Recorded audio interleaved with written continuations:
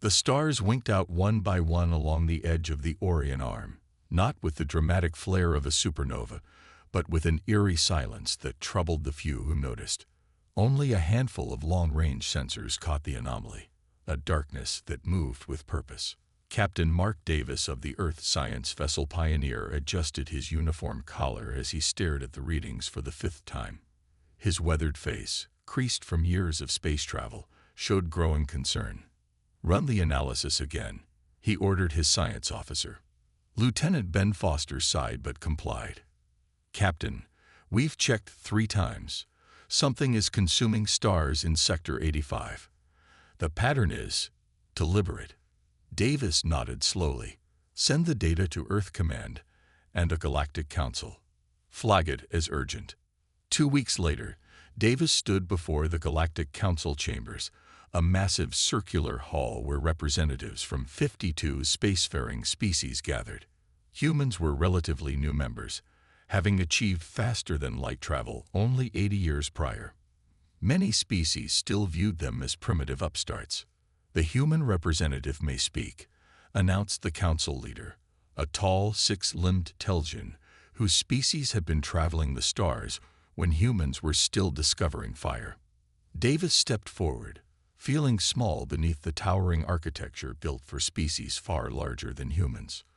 "Honorable Council, the data shows that something is moving through the Orion Arm, consuming everything in its path. At its current trajectory, it will reach the Vrex colonies in approximately 40 days. The chamber filled with murmuring.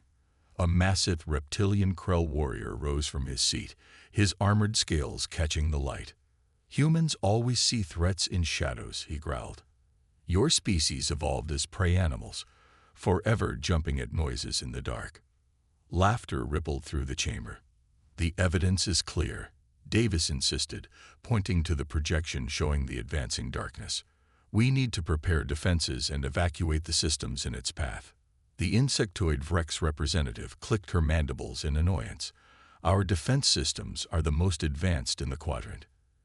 If this entity exists as you claim, it poses no threat to us. We should at least investigate." Davis began, but was cut off by the council leader. "The council acknowledges the human report, but finds insufficient evidence to warrant emergency measures. We will deploy observation drones and reassess in 30 days." Davis clenched his fists. In 30 days, the Vrex colonies could be gone. "Your species' constant preparation for disaster is why humans are considered the cowards of the galaxy," said the Krell, his voice dripping with disdain. "Always building bunkers, stockpiling supplies, planning for the worst. It is no way for a species to evolve." Back aboard the Pioneer, Davis called an emergency meeting with the other human ships in the sector. Unlike the Grand Council chamber, the communications room was practical and compact, filled with screens showing captains from 5 other human vessels. "They won't listen," he told his colleagues, "but we've seen the data." Captain Lisa Wong of the transport ship Horizon nodded grimly. "What's the plan, Mark?" "Earth Command has authorized us to implement Protocol 7. A heavy silence fell over the meeting. Protocol 7 was a contingency plan created after humans joined the galactic community, a plan for when their warnings went unheeded. "Start quietly moving supplies to staging areas near the Vrex colonies," Davis ordered. "Prepare evacuation routes and safe harbors, and send a request for all available human ships to converge in the sector. The Council will see this as overstepping our authority," warned Captain James Owen. Davis looked at each face on his screen. "Maybe, but I'd rather face their anger than stand by and watch billions die." As the meeting ended, Lieutenant Foster approached his captain. "Sir, the Vrex don't even like humans. Why risk everything for them?" Davis stared out the viewport at the distant stars. "Because that's what humans do, Ben.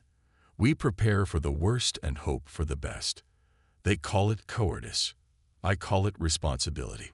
28 days later, the darkness reached the Vrex homeworld. The call came at 300 Earth Standard Time. Captain Davis jerked awake as the emergency alert blared through his quarters. He rushed to the bridge with his uniform half-fastened, sleep still clouding his eyes. "Report," he ordered, dropping into his command chair. Lieutenant Foster's face was pale as he turned from his station. "The Vrek's homeworld, sir. It's gone dark. All communications ceased 2 hours ago." The main screen showed a real-time feed from their long-range sensors. Where the bright blue star of the Vrek system should have been, there was only emptiness, a void that seemed to pulse with malevolent intent. "Any survivors?" Davis asked, already knowing the answer. "No distress signals detected. The entity consumed the entire system in less than 6 hours. 8 billion lives gone." The emergency council session that followed was chaos.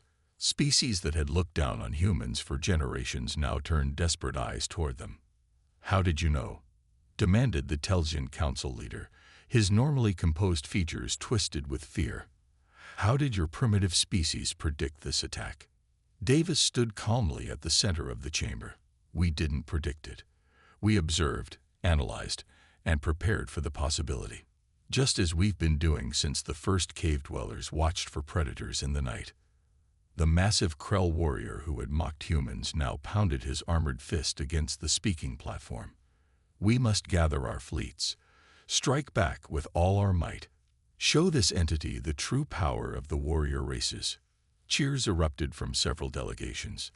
The council quickly approved an emergency military response, drawing forces from the Krell, Telsian, and Morkai empires, the self-proclaimed warrior species of the galaxy. As the council adjourned, Davis quietly gathered the human representatives in a side chamber. "They're making a mistake," he told them. "Direct confrontation won't work. This entity doesn't fight. It consumes. There's a difference." Captain Wong nodded. "Protocol 7 is already in motion. We have 23 human ships positioned near the predicted path. Earth Command has approved deployment of all available vessels." "What about the evacuation ships?" Davis asked. "The first wave is ready," replied Captain Owen. "We can begin moving civilians from the next systems in the entity's path immediately." The Andoran representative, a small blue-skinned diplomat named Krell, had followed them into the chamber. His species had always been more friendly to humans than most. "You're not joining the attack fleet?" he asked, his large eyes blinking in confusion. Davis turned to him. "Look at the data, Krell." The entity absorbed an entire Vrek's battle group without slowing down. Their weapons had no effect. But the combined might of the council will fail just the same. Davis interrupted gently. "We need time to study this thing, find a weakness. Meanwhile, we need to save as many lives as possible." "The warrior species will call you cowards," Krell warned. Captain Wong smiled thinly. "They'd already do. We're used to it." 3 days later, the massive council attack fleet engaged the entity at the edge of the Morkai territory. Over 2,000 warships, the pride of the warrior species, launched a coordinated assault against the darkness. The battle lasted less than 20 minutes. From the bridge of the Pioneer, Davis watched the sensor readings with a heavy heart as ship after ship was swallowed by the void. No explosions, no debris. Simply there one moment, gone the next. "Captain," Foster called out, "we're receiving hundreds of distress signals from the Morkai civilian worlds." They had no evacuation plans. Davis closed his eyes briefly, centering himself before making the call. "Inform all human vessels to change course. Priority 1 is now civilian evacuation from Morkai systems." "Sir," Foster hesitated, "that puts our ships directly in the entity's path." "I know," Davis replied quietly. "Send the order." Across the sector, human vessels, science ships, transports, even mining craft, altered course toward the endangered worlds. Many would not make it in time. Some would not return, but not one captain questioned the order. In the vast darkness of space, the supposedly cowardly humans flew toward danger while the warriors retreated in disarray. The observation deck of Earth Central Command buzzed with urgent activity. Admiral Robert Allen paced before the massive holographic display, showing the entity's relentless advance through Morkai territory. Red markers indicated consumed systems, while yellow highlighted those directly in the path. "Time until it reaches the Pellerin cluster," he asked. "5 days, sir," answered Commander Julia West, her fingers flying across the tactical interface. "We have 8 evacuation ships in position, but they can only transport about 30% of the population." Allen's weathered face hardened. "Not good enough. What about the civilian conversion program?" West pulled up a new display. "Progress is ahead of schedule. The first 50 cargo haulers have been retrofitted with life support systems. They'll be ready to deploy in 12 hours. And the military response. The Council forces are in disarray, sir. After losing their attack fleet, they've fallen back to defend their core worlds. They've essentially abandoned the outer colonies." Allen shook his head in frustration. "Get me Captain Davis on the Pioneer." Moments later, Davis's tired face appeared on the main screen. Behind him, the bridge of the Pioneer was crowded with officers from different species, refugees rescued from diplomatic vessels. "Admiral," Davis acknowledged, "we've completed evacuation of the Morkai mining outposts in Sector 92. 8,000 survivors on board 4 ships, heading for safe harbor." "Good work, Captain. What's the status of our observation network?" Davis gestured to a Telonian scientist working alongside Lieutenant Foster. "Dr. Pell has been analyzing the data from our probe sacrifices. We're starting to understand how this thing operates." Dr. Pell stepped forward, his transparent skin showing the complex neural pathways of his species. "The entity appears to consume energy in all forms, but it follows specific patterns. It prioritizes high-energy systems, stars, power plants, and interestingly, active weapons systems. Which explains why the attack fleet was so quickly overwhelmed," Allen mused. "Precisely," Pell continued. "The more energy directed at it, the more quickly it responds. The Pioneer avoided detection by powering down to minimal levels when observing it." Allen nodded. "Send all your findings to Earth immediately. We need to coordinate our response." On Earth, the scale of the human mobilization was unprecedented. Shipyards that normally took months to produce a single vessel were being retooled to create emergency evacuation craft in days.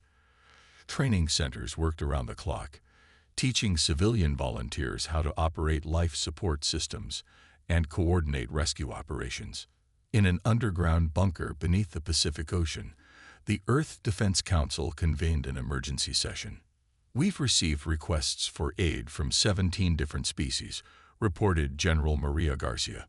"Most of them never even bothered to establish diplomatic relations with us before this crisis. Send help to all who ask," said President William Taylor, "starting with those directly in the entity's path."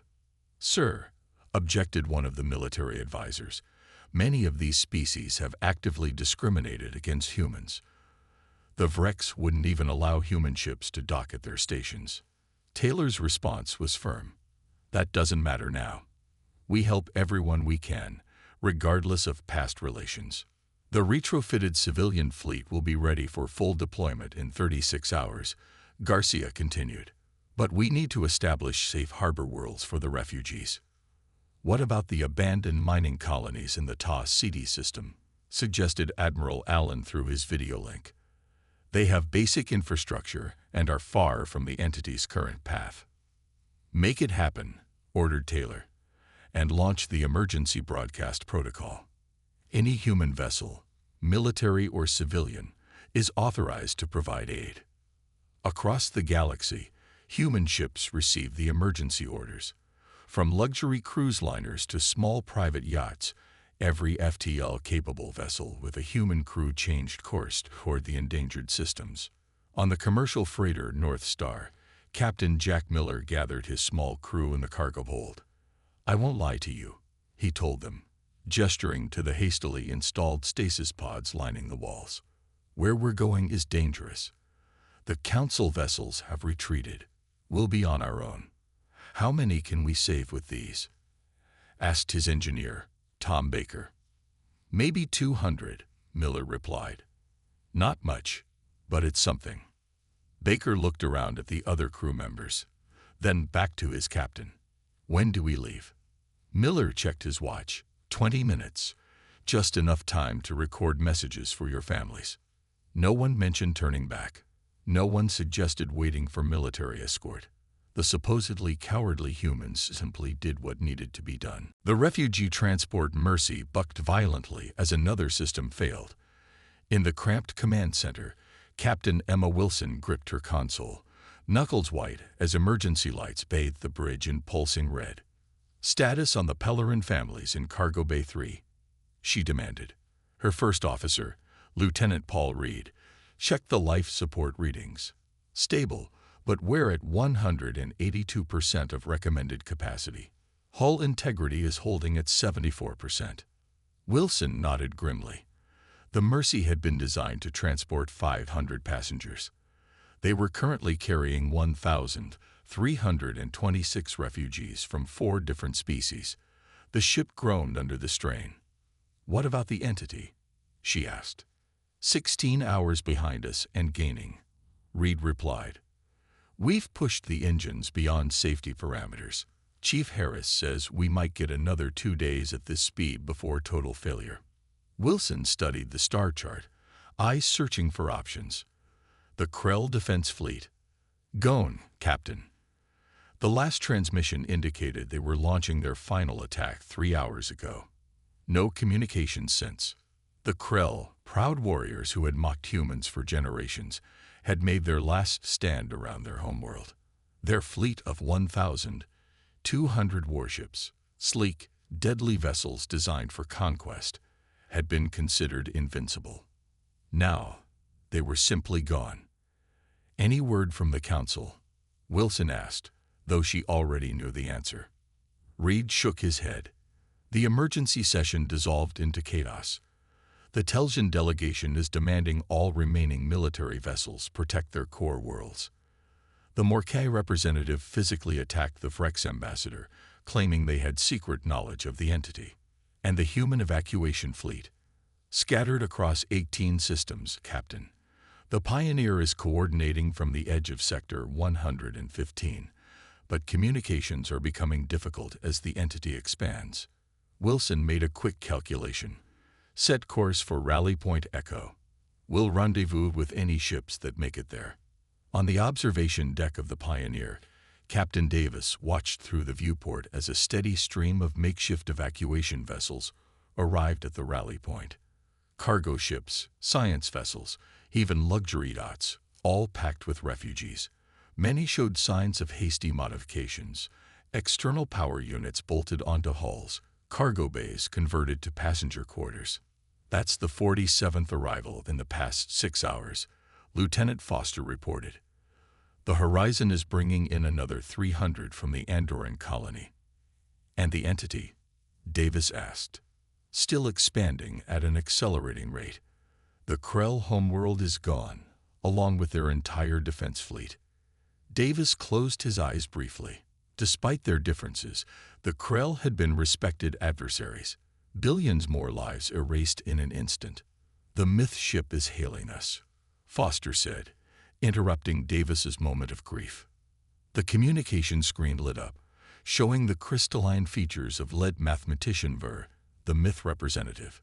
The myth were a highly intelligent but reclusive species who rarely participated in galactic politics. "Captain Davis," Ver's translated voice chimed, "we have been analyzing your observational data on the entity." "Have you found something?" Davis asked, straightening with renewed hope. "Perhaps. We have detected mathematical patterns in its consumption behavior. It is not random destruction. It follows specific sequences." Foster leaned forward, like an algorithm. "Precisely," Ver confirmed. "We believe it may be a form of self-replicating program that has achieved physical manifestation. It consumes energy to grow, but follows strict parameters." "If it's a program, can it be disrupted?" Davis asked. "Theoretically, but we would need more data, particularly from within the entity itself." Davis exchanged glances with Foster. That would mean sending ships directly into it. With minimal energy signatures, Ver explained. Any significant power source would be immediately consumed. Before Davis could respond, emergency alarms blared throughout the Pioneer. Foster rushed to his station. "Captain, the entity has changed direction. It's heading straight for the Epsilon cluster." Davis's blood ran cold.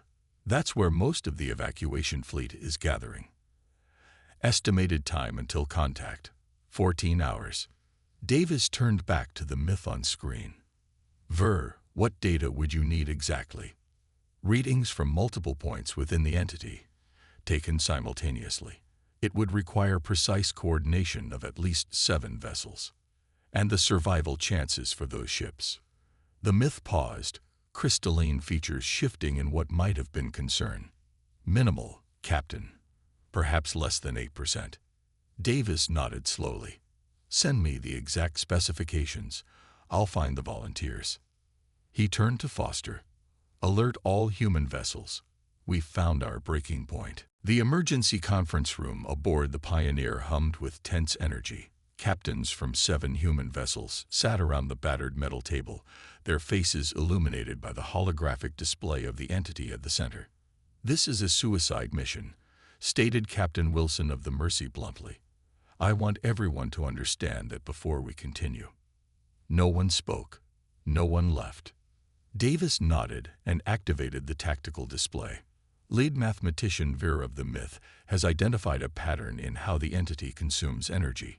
"We believe it follows a precise algorithm, a program that can potentially be disrupted." Lieutenant Foster stepped forward. "The entity prioritizes energy sources in a predictable sequence. If we can introduce an unexpected variable into this sequence, we might be able to create a cascading disruption. Like throwing a wrench into machinery," suggested Captain Miller of the North Star. "Exactly," Davis confirmed. "But to do this, we need simultaneous readings from inside the entity itself. 7 ships will need to penetrate the outer boundary and transmit data before they're consumed." Captain Owen leaned forward. "And what happens to those ships?" The room fell silent again. Everyone knew the answer. "The myth calculations give us approximately 3 minutes once we cross the boundary," Davis said quietly. "Maybe less." Wilson rubbed her face tiredly. 3 minutes to gather data that might save billions. I've had worse odds. "I've modified probe drones to extend our sensor range," Foster explained, bringing up schematics on the display. "But they'll only function for a few seconds inside the entity. The ships will need to go deeper to get the crucial readings." "What about evacuating crew after the data transmission?" asked Captain Rodriguez of the Venture. Davis shook his head. "Escape pods would be consumed immediately. Each ship needs only a skeleton crew, volunteers who understand the situation."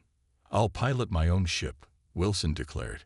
"I won't ask my crew to face this if I'm not willing to." One by one, each captain nodded in agreement.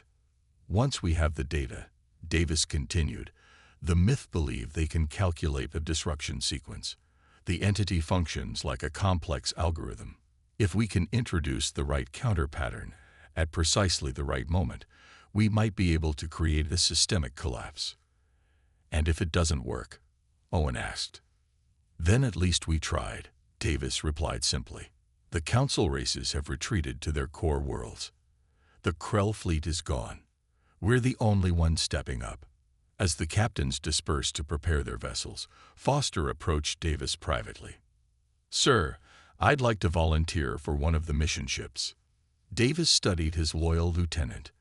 "The Pioneer needs you here, Ben. With all due respect, Captain, you need experienced officers on those ships to ensure the data collection works properly. I've been studying this entity since we first detected it." After a long moment, Davis nodded. "Take the Horizon." Captain Wong was injured in the last evacuation run. Meanwhile, in another part of the ship, the myth representative Ver was working alongside human scientists to finalize the data collection protocols. His crystalline appendages moved with precision over the equipment, making minute adjustments. Dr. Elaine Parker, the Pioneer's chief science officer, watched with fascination. Your species has avoided council politics for centuries. Why help us now? Ver's faceted eyes rotated toward her. The myth observe. We calculate. We have been studying human behavior since your species joined the galactic community. And what have you concluded? Parker asked. That you are consistently underestimated, Ver replied. Other species mistake your caution for fear, your preparation for paranoia, your willingness to retreat for cowardice. And what do you see it as? Wisdom, Ver stated simply. The ability to overcome biological impulses toward pride and aggression in favor of logical action. It is admirable. As the final preparations were made, Davis addressed the combined crews of all vessels involved in the mission. His voice, transmitted across ships scattered throughout the system, was calm and steady. In 3 hours, we will execute Operation Counterpattern. The mission parameters are clear. The risks are known. There will be no rescue mission. There will be no retreat. We go in, we collect the data, and we transmit it back. What happens after that depends on what we learn. He paused, looking at the faces of those who had volunteered. The council species call us cowards. Today we show them what human courage really looks like. The 7 ships approached the boundary of the entity in perfect formation. From the bridge of the horizon, Lieutenant Foster watched as the stars ahead disappeared into the unnatural darkness. Warning alarms blared across all systems as the sensors detected the anomalous readings. All ships, maintain position. Captain Davis's voice came through the comms from the Pioneer, which remained at a safe distance to coordinate. Final systems check. Foster scanned his readouts. Horizon is ready. Power levels reduced to minimum requirements. Data collection systems active. One by one, the other captains confirmed their readiness. Remember, you'll have approximately 3 minutes once you cross the boundary, Davis reminded them. Transmit continuously until transmission ceases. Everyone understood what went unsaid. Operation Counterpattern commencing in 30 seconds. Davis announced. May luck be with you all. Foster looked around the bridge at the 5 volunteers who had stayed with him, all that remained of the Horizon's normal crew of 32. Their faces showed determination, fear, pride. They had families back on Earth. They had futures. They had chosen to be here anyway. 10 seconds, came Davis's voice. It's been an honor, Foster told his crew quietly. 5, 4, 3, 2, 1. Execute. The 7 ships moved forward in unison, crossing into the darkness. Immediately, Foster felt a strange sensation wash over him, a pulling, not just on the ship but somehow on his consciousness itself. The view screen showed only blackness, but the sensors began recording streams of data. Unusual energy patterns detected, reported Ensign Taylor at the science station. Like nothing I've ever seen. Transmitting now.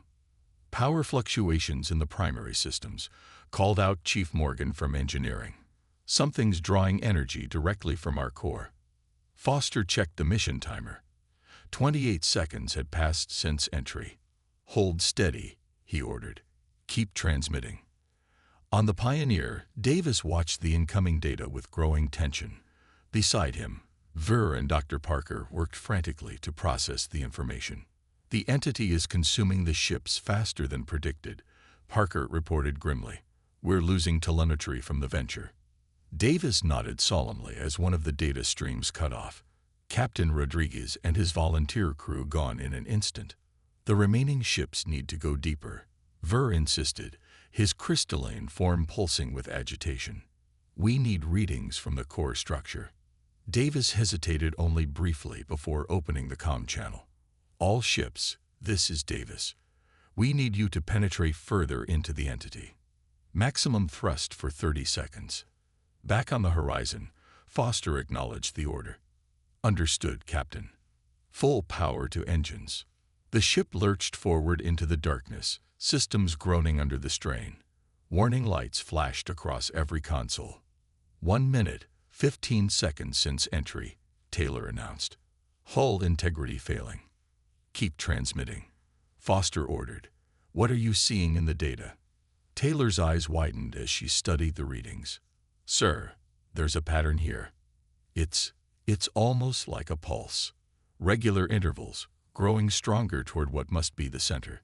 Focus all sensors on that pulse, Foster commanded. That might be what the myth are looking for. Back on the Pioneer, the science team watched as new data flooded in. That's it, Ver exclaimed, his normally measured voice rising with excitement. The entity operates on a resonance frequency. If we can generate an opposing frequency at precisely the right amplitude, we can create destructive interference, Parker finished, like canceling out a sound wave. Davis leaned forward intently. Can you calculate the exact frequency needed? With this data, yes, Ver confirmed. But someone would need to deliver the counter frequency directly to the core of the entity. On the horizon, systems were failing rapidly. The lights flickered and died. Emergency power providing only minimal illumination. 2 minutes, 40 seconds, Taylor reported, her voice steady despite everything. We're losing life support. Foster checked the transmission status. Is our data still getting through? Confirmed. Morgan called from engineering. Pioneer is receiving. Foster made a decision. Divert all remaining power to sensors and engines. Push deeper. Sir, that includes life support, Taylor warned. I know, Foster replied simply. Let's make these last seconds count. The horizon plunged forward, the last survivor of the 7 ships, transmitting crucial data even as the vessel began to break apart around them. With his final conscious thought, Foster activated the emergency transmission. Davis, we've mapped the core. It pulses like a heartbeat. You can disrupt it with. The transmission cut off abruptly. On the Pioneer, Davis stood silent for a long moment, honoring the sacrifice of his friend and the others. Then he turned to Ver and Parker. Do we have enough? They nodded solemnly. Then let's make sure they didn't die for nothing. The command center of the Pioneer hummed with frantic activity. Captain Davis hadn't slept in 36 hours, but adrenaline kept him alert as he studied the complex pattern displayed on the main screen. The disruption frequency is complete, announced Dr. Parker, her voice hoarse from exhaustion. Based on Lieutenant Foster's final transmission and the myth calculations, this should create a cascading collapse within the entity's structure. Should? Davis questioned. Ver's crystalline form shifted in what might have been a shrug. We have only one opportunity to test our theory, Captain. Davis nodded grimly. And our delivery method. Parker gestured to a small, torpedo-shaped device on the workbench. We've modified a quantum resonator to emit the counter frequency, but it must be delivered to the exact center of the entity to be effective. The calculations indicate a 99.7% probability that any ship attempting delivery will be consumed before reaching the core, Ver added. The room fell silent. After the loss of the 7 scout ships, the weight of more sacrifice hung heavy in the air. Captain Wilson of the Mercy stepped forward. My ship is still the fastest in the fleet. I'll take it. No, Davis countered. The Mercy is needed for evacuations. I'll take the Pioneer. Admiral Allen's voice cut through the debate from the communication screen. Neither of you will go. The Council has finally agreed to provide support. They're sending a remotely piloted vessel. With respect, Admiral, Davis replied. We can't wait. The entity will reach the refugee fleet in less than 10 hours. And a remote vessel will be detected and consumed immediately. Wilson added. This needs a human hand on the controls, making adjustments in real time. Allen's weathered face showed resignation. You've already decided, haven't you? Davis nodded. I'll take a shuttle. Smaller target, more maneuverable. Not alone, Wilson insisted. The shuttle only needs one pilot. It needs someone to deploy the resonator while the pilot focuses on reaching the core, Wilson countered. I'm going with you. Before Davis could argue further, an alert sounded from the communication station. Sir, called the officer on duty. "We're receiving a transmission from the Galactic Council chambers." The main screen switched to show the council leader, his 6 limbs arranged in a formal posture of respect, something no human had ever witnessed before. "Captain Davis," the Telsian began, "the council has monitored your efforts against the entity. We have reconsidered our position." Davis raised an eyebrow. "That's a diplomatic way of saying you were wrong." The council leader's facial appendages rippled in what might have been embarrassment. "We underestimated both the threat and your species' response to it. The council now formally requests human leadership in this crisis." "We're a little busy trying to save what's left of the galaxy," Davis replied dryly, "including the worlds your forces abandoned." "We recognize our error," the Telgian admitted. "The warrior species of the galaxy prided ourselves on bravery in battle, but when faced with something we could not defeat through strength alone, we retreated." "While the cowardly humans rushed in," Wilson added pointedly. "Yes," the council leader lowered his head. "We now understand that true courage takes many forms. The council offers all remaining resources to support your plan." 6 hours later, Davis and Wilson sat in the cramped cockpit of a modified shuttle, the quantum resonator secured in the cargo bay behind them. "Final systems check," Davis said, running through the pre-launch sequence. "All green," Wilson confirmed. "The fleet is in position to monitor our progress and receive the telemetry." Davis opened a channel to the Pioneer. "We're ready for launch." "Understood," came the voice of his first officer. "The refugee fleet is at safe distance. All eyes are on you, Captain." "If this works," Davis said, "get everyone to coordinate rebuilding efforts. No more species divisions or council politics. We all face this together." "And if it doesn't work?" came the hesitant question. Davis exchanged a glance with Wilson. "Then the next group will learn from our data and try again. That's what humans do." The shuttle launched silently into space, accelerating toward the expanding darkness. From the observation deck of the Pioneer, the assembled representatives of a dozen species watched it go, a tiny spark of light heading into the void. "I never understood humans before today," Ver commented quietly to Dr. Parker. "You prepare for disaster, build redundancies, create escape plans, actions other species mocked as fearful. And now?" Parker asked. "Now I see that preparing for the worst while hoping for the best is not cowardice, it is wisdom." The shuttle disappeared into the darkness. For 13 agonizing minutes there was no communication. Then, at the heart of the entity, a pulse of energy erupted, expanding outward in rippling waves of light. The darkness began to fracture, breaking apart like ice on a warming pond. No one ever knew if Davis and Wilson saw their success before the end. The shuttle did not return. But as the entity collapsed in on itself and disappeared from existence, a new understanding spread throughout the galaxy. On memorial monuments erected across 100 worlds, the same words were inscribed in every language. "When the brave fought and fell, the careful stood and saved us all."